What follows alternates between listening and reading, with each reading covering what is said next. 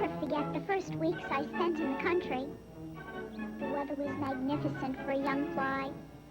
My blood was in a ferment within me. My heart was full of longing.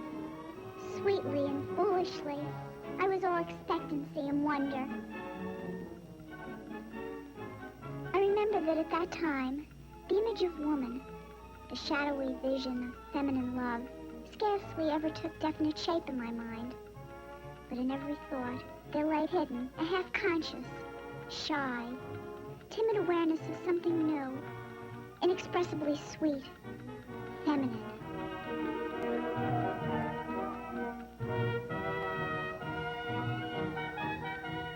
I was in the park doing my usual rounds when of a sudden, I forgot everything. My eyes devoured the graceful figure.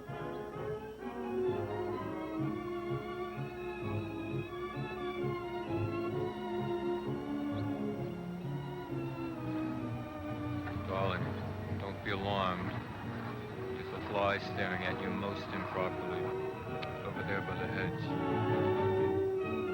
I started violently and almost fainted. I blushed terribly and fled into a secluded corner.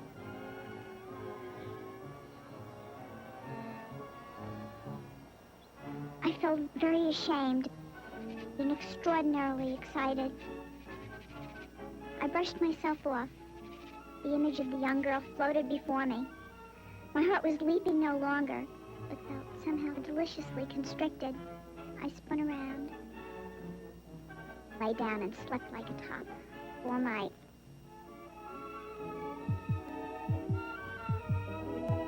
I flew several times up and down the street in front of her house. I must get to know her. I developed a splitting headache and double vision almost immediately from sheer excitement.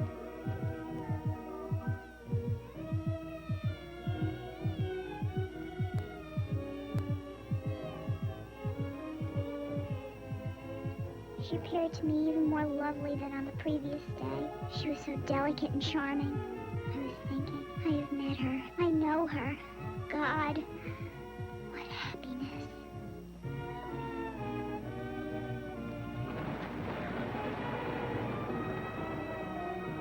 I remember how we were both suddenly plunged into a close, fragrant, almost transparent darkness together. But I only blushed and turned away. I crept to my lair by the back stairs. Nadja's face swam gently before me in the darkness. I lay down, but did not even close my eyes.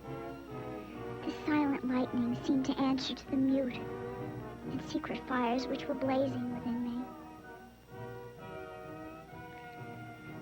What I experienced then, I remember, was something similar to what a man must feel when first given an official post.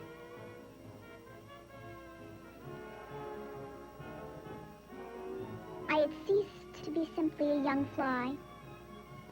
I was someone in love. But my passion was dampened by a presence which I could no longer ignore. I seemed to have a rival for Nadja's attentions. I pined. I could not concentrate. I could not do the simplest things. I was jealous and felt conscious of my worthlessness. Nadja, what are you looking at? I was stupidly sulky and abject. I would sit and gaze and listen, and could not give a name to any of the feelings which seethed within me. Turning from this competition with this noisome man, I saw comfort in a daydream. I saw a vision of myself, saving her from the hands of her enemies. And with this image still fresh before my eyes, I was shocked to discover that Nadja was avoiding me. My presence, I could not help noticing it, was disagreeable to her. Involuntarily, she turned away from me. Involuntarily. It was that which was so bitter, so crushing. I did my best to keep out of her sight and would try to watch her from a distance. Something was happening to her. Her face had altered. She an entirely different being. The change which had taken place in her struck me with peculiar force one warm, still evening. I was sitting on a low seat under a spreading elder bush. I loved this corner of the garden. From it I could see Nadja. Before long, he crowded into view, too, and slammed down the window screen, effectively shutting me out.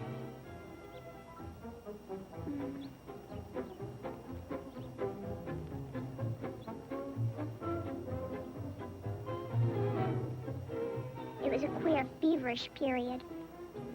The most violently conflicting feelings, thoughts, suspicions, hopes, joys, pains, tossed and whirled within me in a kind of mad chaos.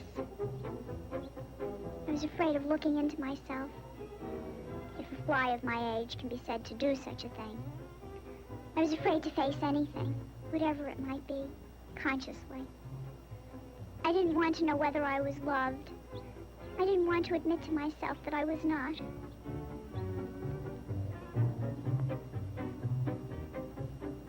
I avoided him, but avoid Nadja, I could not.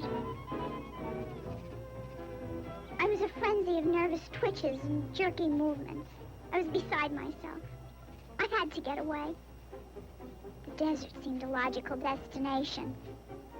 The scorched and blistering landscape would reflect my broken heart.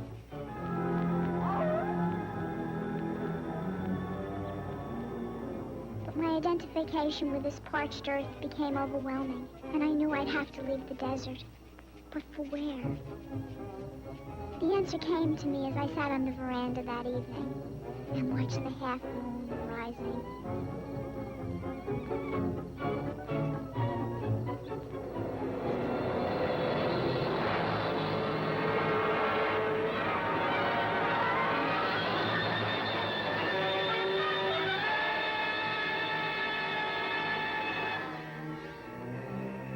For what did I have to lose? Except this enormously broken heart.